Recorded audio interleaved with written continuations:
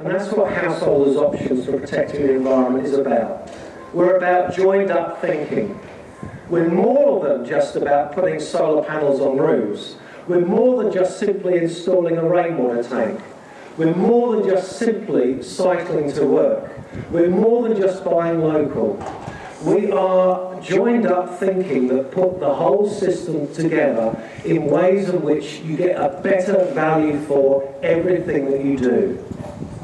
It's integrated systems. You'll see small examples here, but it's not how they work individually that counts, it's how you assemble them together. Now, the reason I'm a patron of Hope is because this mad guy came up from Sydney, wanted to set up a model sustainable house and garden on the cheap. On the cheap. You've got to remember I work for the ABC, so of course everything's on the cheap. Yeah? And I managed to put together what is a model sustainable house and garden for less than the cost of a modern four-wheel drive. And I did that deliberately so that every time I tell people how you can integrate sustainable living cheaply into your life, and you see somebody driving a brand new four-wheel drive, you can say, there goes a complete sustainable house and garden package going by. It can be afforded because every time you see one of those new ones, those cars going by, that is a package going by. People can afford to do it. I can afford to do it. Other people can afford to do it. And it's a very simple step to get involved. But if you do take a step, any one of these individual steps, the most important commitment you need to make is to see it through. There's no use putting in a rainwater tank, you're going to let it fill up, and then you're going to empty it because you've forgotten to use it. Think about how you're going to do it. Take simple steps that you can guarantee to carry out. And that is the way that you can carry out sustainability and transformation. Everything we hear about today is preventative. Preventative medicine is much cheaper. It's much cheaper not to smoke than it is to cure somebody when they've got a smoking-related disease. Very simple logic. This stuff is good for jobs in the local economy.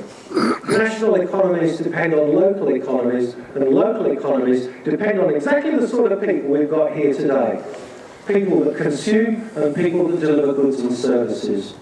I can't be where I am today in a sustainable house and garden without technology. But a lot of that technology that I use is made here in Queensland.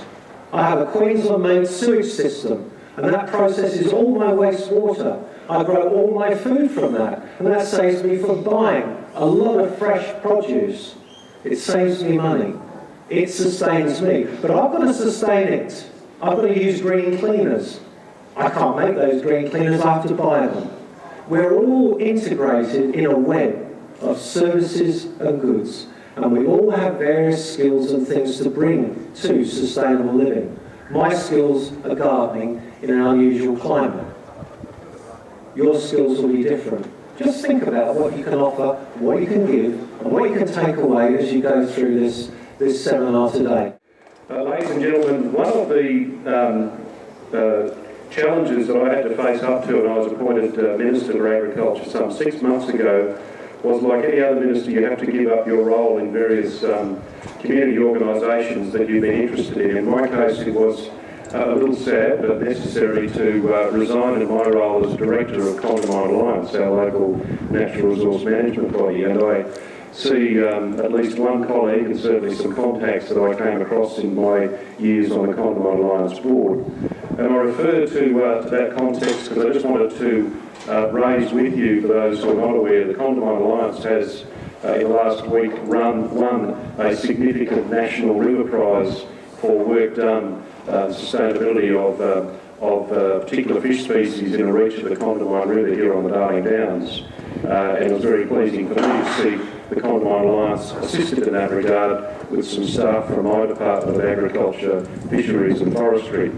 I just want to speak very briefly about a statewide approach, acknowledging, of course, if we have a joined thinking approach to all of this, that the hosts of this event are very much focused at the householder level, and I certainly congratulate the organisation, Frank Andrus and Co, for arranging this and continuing their efforts in that regard.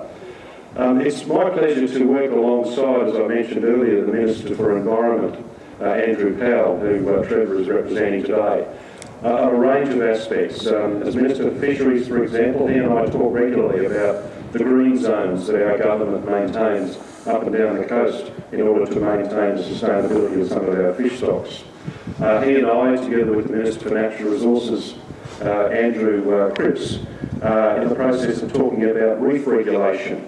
And that refers specifically to sugarcane farming, for example, further north than us, obviously, up in North Queensland, where they're looking at their farm management practices from a best management program perspective, so as to join in the fight to maintain and hopefully improve our Great Barrier Reef, for example. So again, I talk about a statewide example. And can I assure you that goes all the way through to my department, because ultimately agriculture is all about needing to maintain sustainable industries for the future.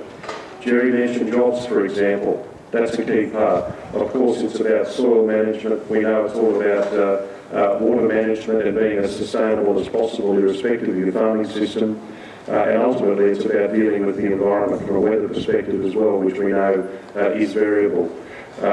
Significant drought we've experienced in the recent decade, a couple of wet seasons, and all of a sudden we've seen dry conditions the last couple of months, such that a lot of our grain farmers are quite concerned about what their crop will come in like. So the continuing environmental management challenges of any farmer remain, and it's my department's role to support them in that regard. From a state government perspective outside of agriculture, we've got a number of environmental initiatives, and certainly my colleague Trevor Watson will be talking about those. But can I say just again what a pleasure it is to be here. I agree with the joint thinking approach. I've mentioned the state level. We are seeing so much in this expo here about things that we can all do as householders, so that's an important part of the whole spectrum as well. So thank you again and congratulations to everyone in organising this event, and I trust you all enjoy the day. Thank you. I would just like to acknowledge the traditional owners of the land on which we meet, their elders past, present and the future. So I'd like to acknowledge them. Thanks very much for the opportunity to come along to the second pathways to Sustainability Expo. I think it's very important, and I met Frank out at the university.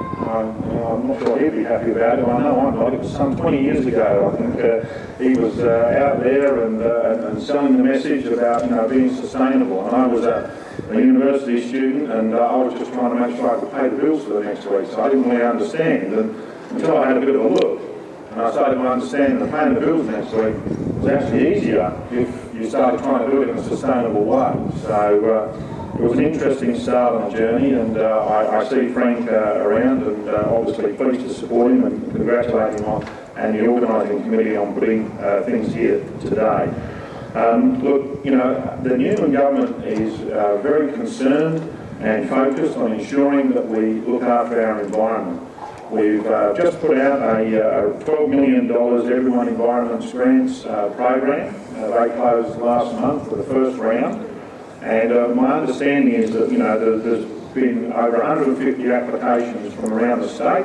It's been very well received, but maybe not as well received as I might like here on the Downs, in terms of we just need to work together a little bit, make sure that we're out there. This is state government money that's it's available, and it's designed to help people with projects such as tree planting and restoring degraded land, community cleanups, helping to clean up waterways, reducing runoff and improving water quality, and obviously enhancing the natural beauty. And so if there's anybody out there who is interested in getting involved in that, please, either through Frank or through other groups in town, come to my office and let me help you get an application together so that we can secure some of the funding for our local area here to make sure that some of these projects and some of this money is getting spent up here on the Downs and ensuring that our waterways are clean and our environment is being looked after. In addition to that, there are other things that we're out there doing as a government, and one of the big initiatives that I'm sure you've heard a little bit about is ensuring the future of koalas. We're moving both to secure some land to make sure they have a habitat going forward, and also some research to try and understand some of the diseases and other challenges they might be facing. That's $26.5 million over 4 years has been allocated to that program so that we can look after, support, rehabilitate and make sure we have koalas going forward into the future. I think there's other things that the government has been doing. By way of example, we've introduced a green tape reduction bill into Parliament, and some people might start being concerned that means we're going to allow things to be happening to our environment that people are not happy about. And look, to the absolute contrary, that's not what it's about at all.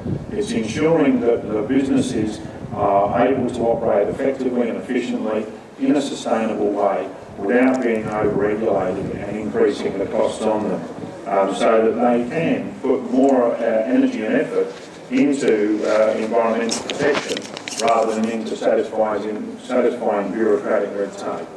So we'll be working hard to make sure that our environment is looked after. The Minister apologises for not being able to come up today, but I'm very pleased to be able to represent him here in my home electorate of Toowoomba North. And look, in closing, I think this is a very important expo. I think Frank and the committee work hard. I thank you very much for coming up as patron today.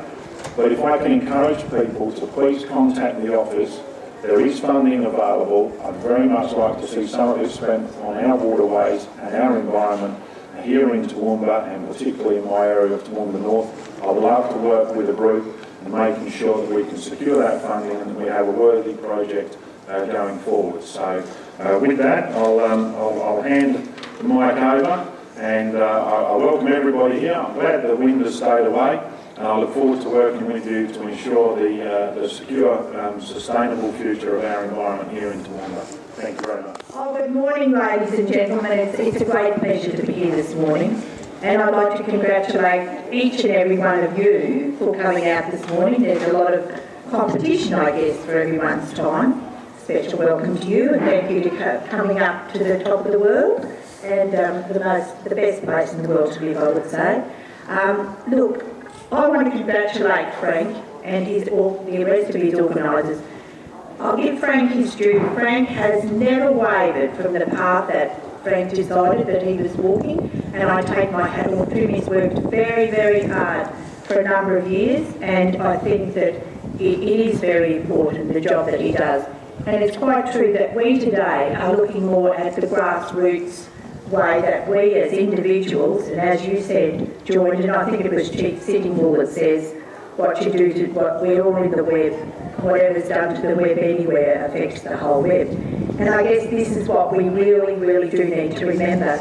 And it actually saddens me that over the last 5-6 years, that I guess the environment, the importance of, the effect of climate change, the importance of the green issues of sustainability, in my opinion, has lost the forerunning, the first place that it once had in all levels of government's minds. And that actually does sadden me. It breaks my heart every time in this city that a tree is cut down. It breaks my heart every time that we widen roads just to make it easier for us to go faster. And I really and truly, I often wonder where we're going. But that's been very negative, because today I'm speaking to the converted, as I know. So what you need to do, ladies and gentlemen, is make your voice heard. Make it heard at a local level. Start writing to your councillors. Now, I'm only speaking from my point of view. I'll leave Trevor alone. I'll leave him alone. He can fight his own battles. But I'm saying that it is time that we heard your voice. We've got people here from Felton today who fought a hard fight and won. So it just goes to show that the little people, that's right, little people can make a difference. Not that you're little, not that you're... But what I'm saying is, so I encourage each and every one of you, when you see something happening that you don't like, let your voice be heard. Now, I've been very heartened this week I had a visit to Pittsworth. And out in Pittsworth, I visited a number of gardens. Now the flowers were beautiful and that was all lovely, but what impressed me most of all, that those gardens were what I would call gardens that you could walk out in your backyard and get a feed out of them. And they're the sort of gardens that we all once had. And these are the sort of things that we need to encourage people to do so that we're not wasting energy transporting our food. Strawberries grown in Redlands are then transported to Melbourne, and the cost and the expense to the environment of all that is just, you couldn't quantify.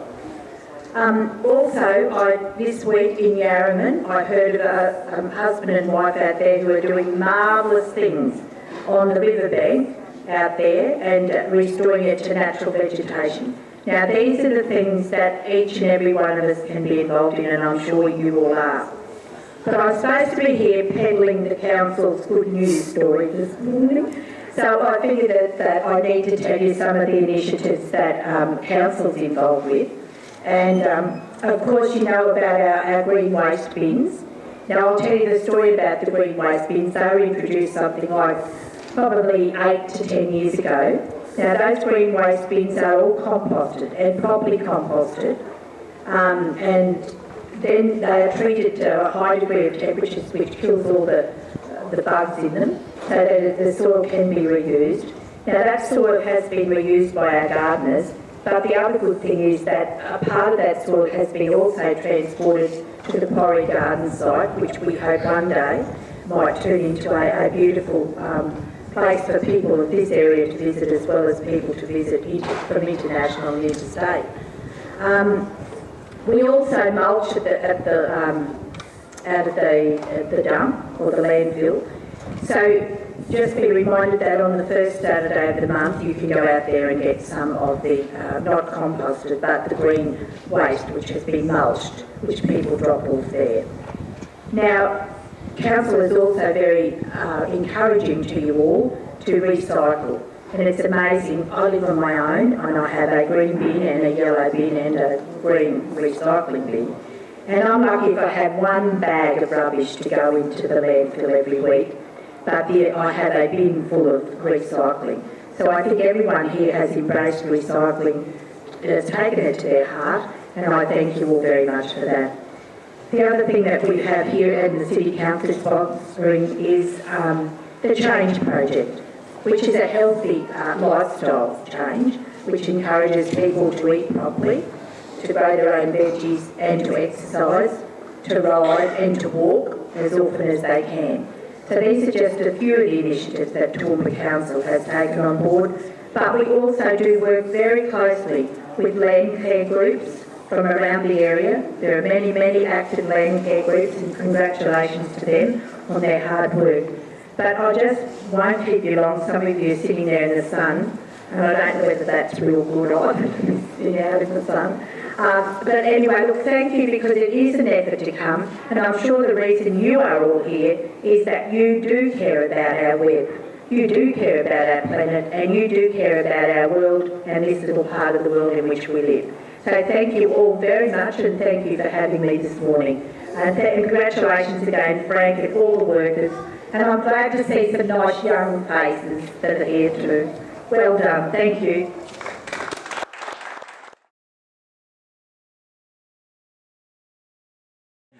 Green Nomads is a casual volunteering program that we have developed in Queensland. Queensland Water and Landcarers have 300 Landcare, Coast Care, Bush Care groups registered with it.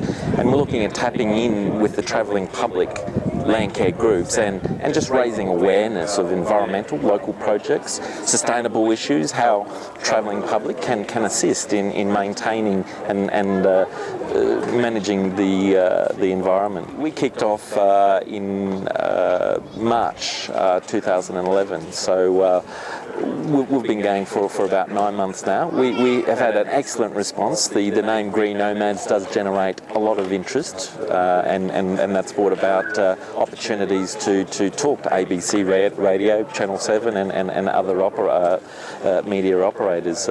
So with the response, with membership, it's been a little tough, a little slow, but we're going to be out there, persistent, and coming to community events like this to really just get the message out there and really to create a network of conversation as to local issues and issues that Landcare is having to confront. And the feedback we receive as a peak Landcare body in Queensland is looking for more volunteers to participate in NRM activities, looking at generating additional resources from government and the commercial sector. So we feel that this is a model that will generate that level of interest from those stakeholders. So the website greennomads.com.au is there that provides information. Membership is free, and we would like to just attain your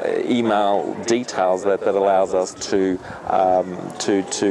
contact you or just make you aware of what's occurring in various parts of the state. We're also looking at developing an application, an iPhone application that people can just automatically be in tune or in touch with what's occurring in that area they're actually visiting. So it's not only travellers as well, it is community being aware and involved in what's going on, and obviously we are very keen to generate some younger type membership support there as well. Well, I got interested in birds when my wife insisted I take her driving out looking for birds, and rather than just sitting in the car, I started looking at the birds and realised that there's a whole world out there of fascination. There are so many different kinds of birds, so many beautiful birds, so many different sound birds. We've got some noisy ones and some beautiful singing ones.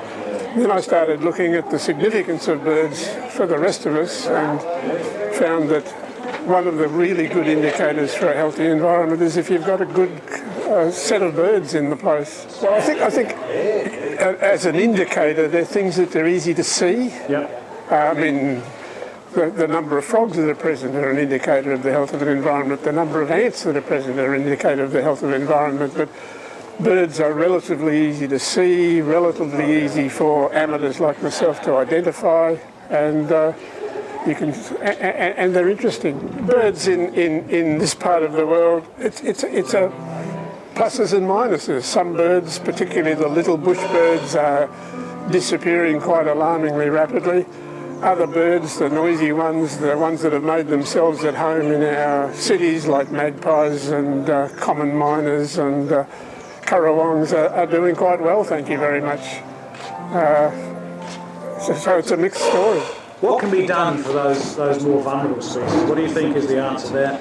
Well, one of the things we're pushing very strongly is for people, even in small suburban backyards, if they think carefully about what they plant a few long grasses that'll seed for the finches to come in, have a few bushes that the wrens can hide in, don't feel obliged to knock down everything in sight and mow from fence to fence, have a few tall trees that not too tall, you don't want them falling on your house, but tall enough for the big birds to get up in.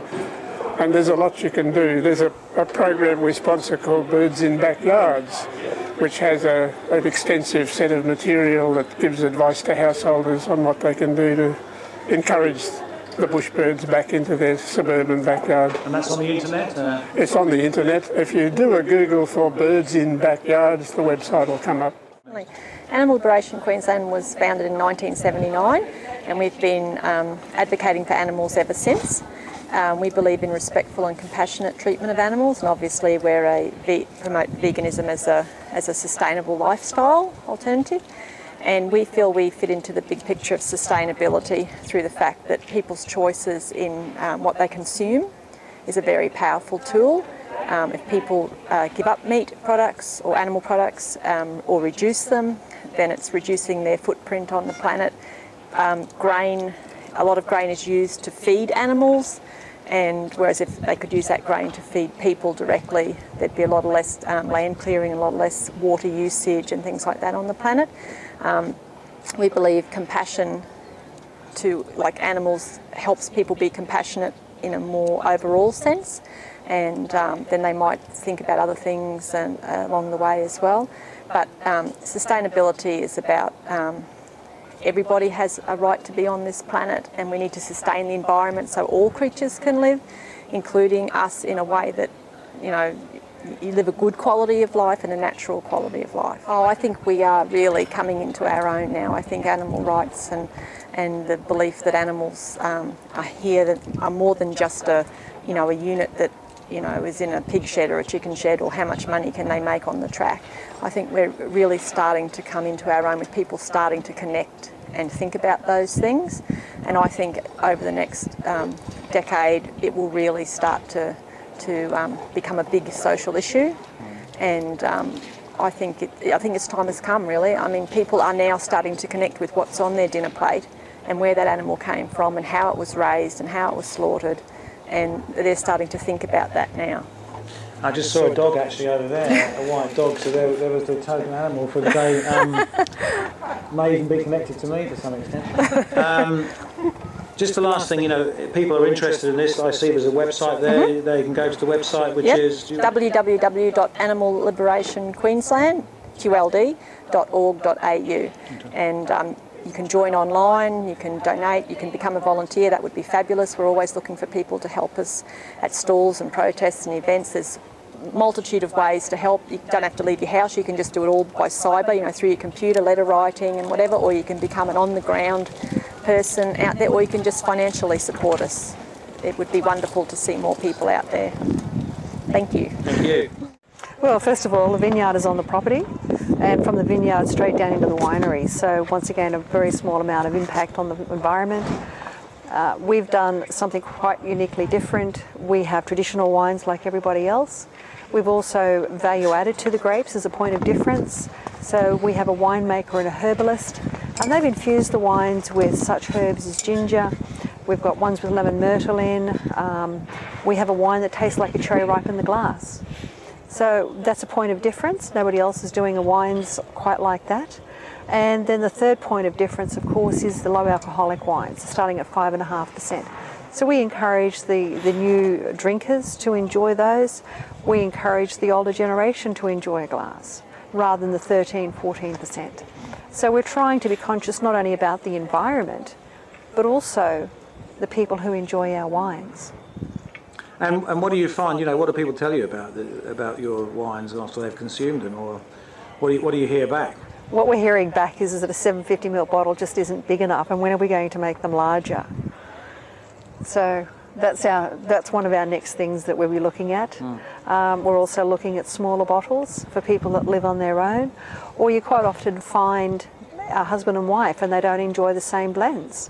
One will drink red, one will drink white, one drinks sweet, one drinks dry. And they're also saying it's very refreshing to see a winemaker making low alcohol wines that's responsible in today's marketplace. Yeah. When you see all the crime and the violence and the bashings you're getting on Friday and Saturday nights in Brisbane and the city areas, to have a winemaker making a low alcohol wine is a responsible thing to do to try and stop that sort of thing.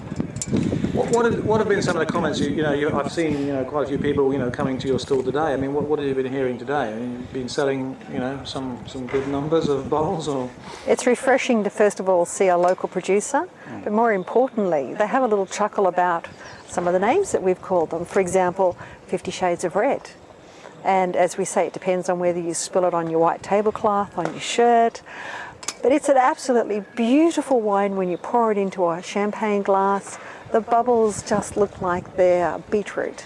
And when you're pouring the wine through the bubbles, it's just mesmerising. And you'll find it is really quite addictive before you've even had the first sip.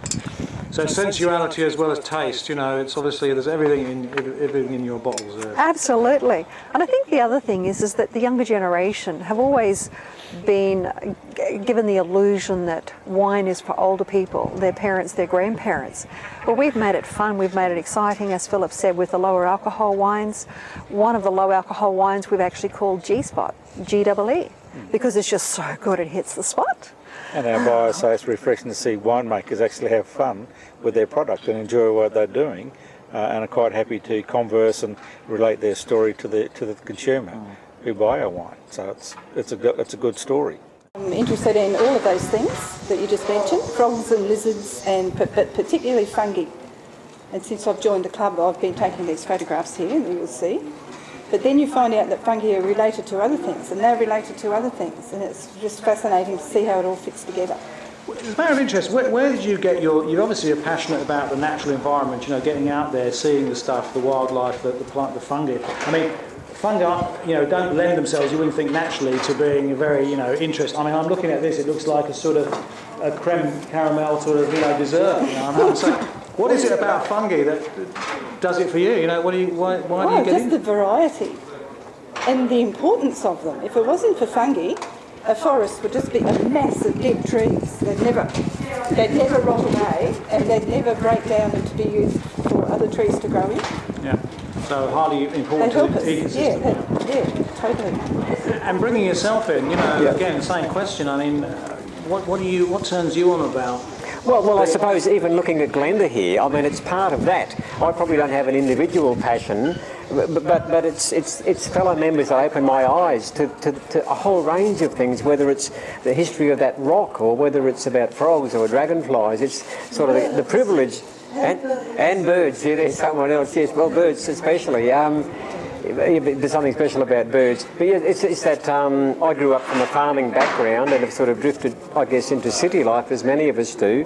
But being a member of this club, and there's a whole range of perhaps retired professional people, experts in their own field, and the chance to go on once a month on outings, and once a month to hear a talk on an interesting subject, and people passionate in their own special field.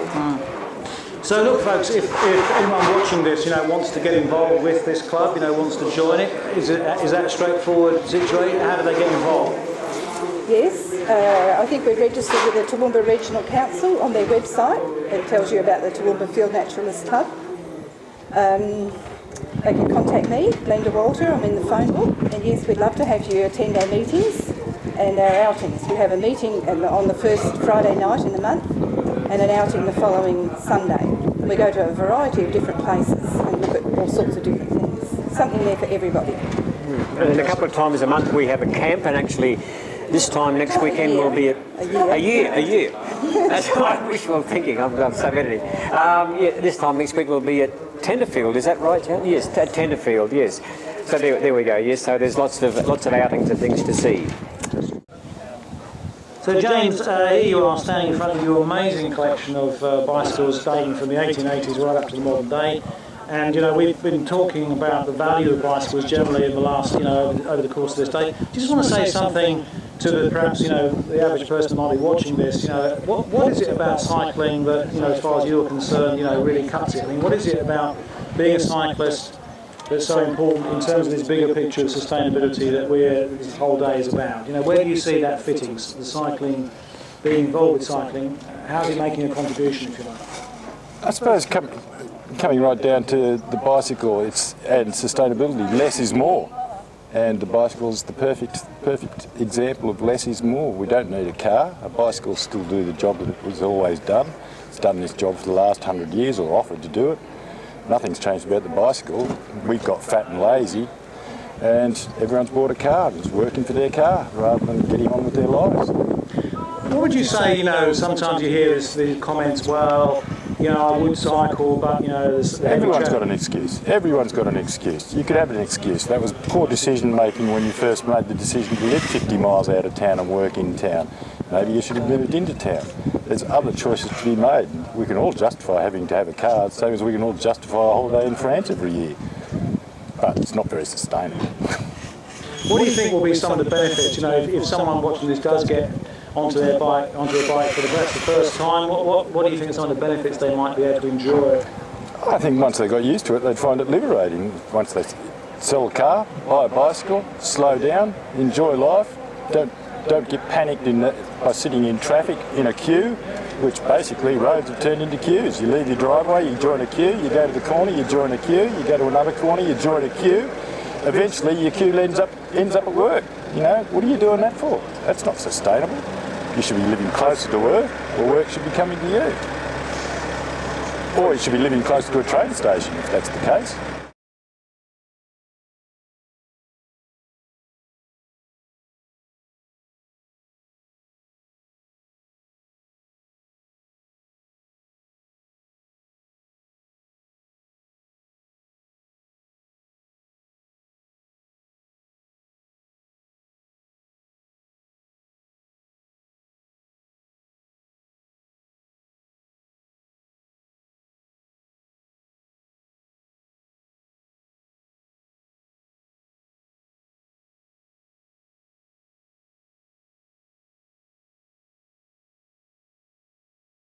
Then we look at the things that are helping us to do that. So it's all in the positive. You know, we talked about the appreciative, a positive start.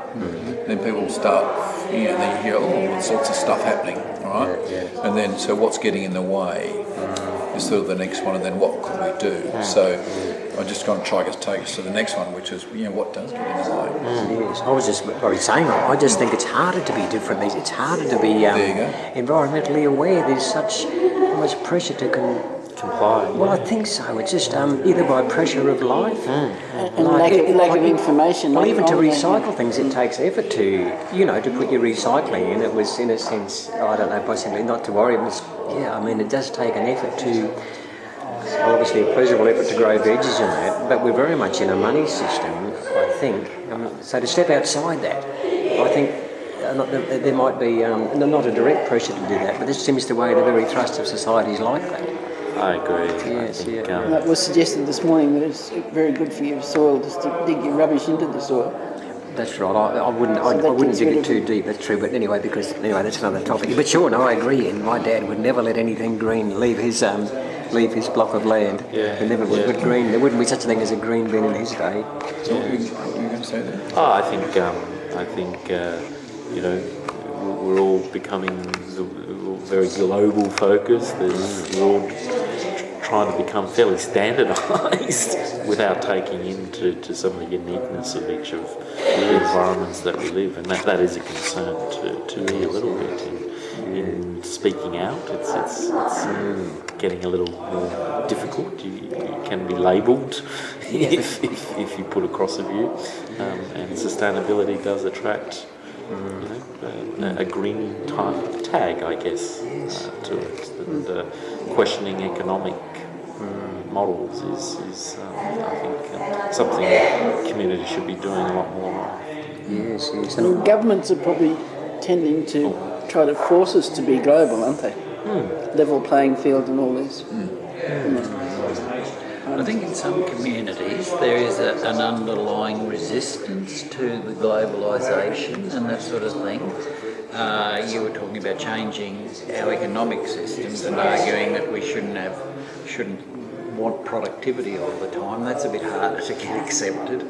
Everybody thinks they should be able to make more profit, but I think at a fairly basic level, not wasting water, saving energy, growing your own veggies, I think in lots of places there's a willingness to take that on board, which I think is a good start. So I am just wondering then, so I mean, given all that, I mean, what are some of the things we could do to be more sustainable, you know, like either individually or collectively?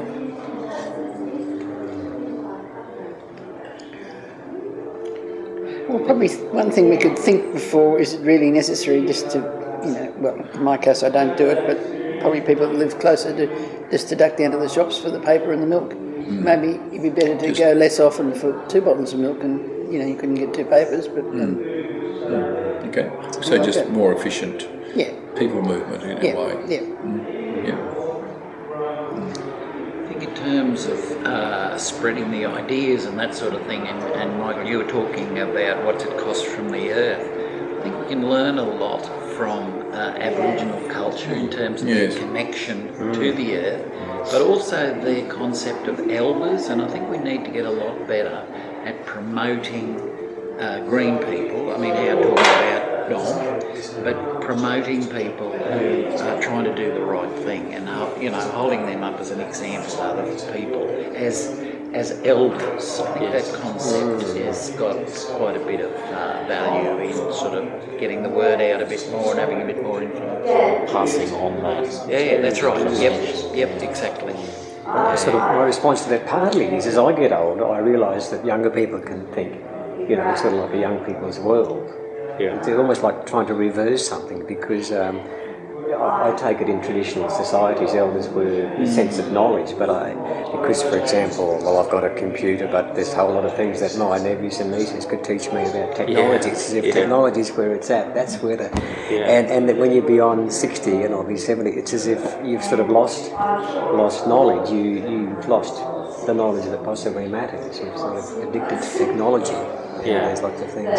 So no, I wish, I mean, it would be good if it would be like that, because obviously someone that's lived to 70 and 80 has had wisdom to even live that of experience, yes. And that's the challenge as well, isn't it? Sort of in relation, technology, I guess, has brought increase in knowledge. The younger generations are possibly more knowledge and advanced, but you could argue, levels of volunteerism is declining.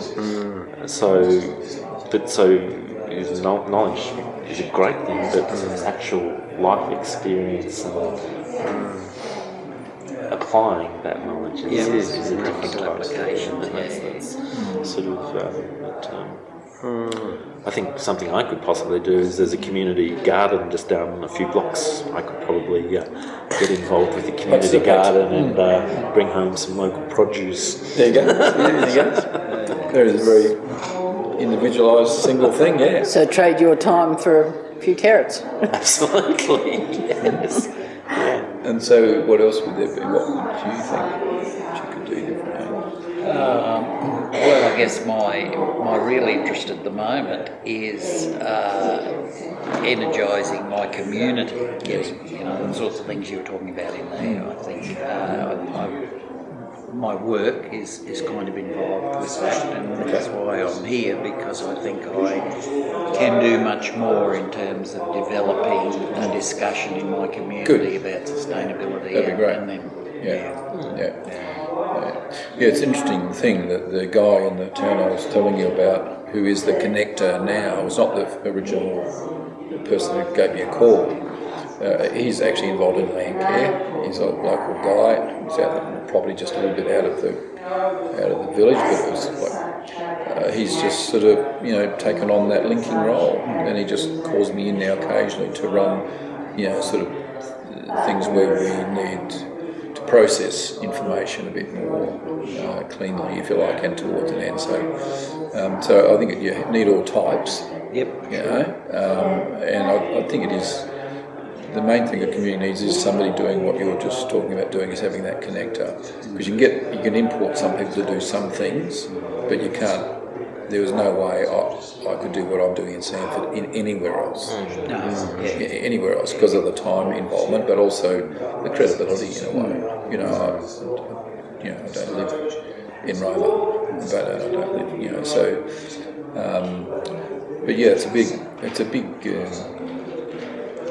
a big decision really to start, because it is a commitment of time, that's for sure.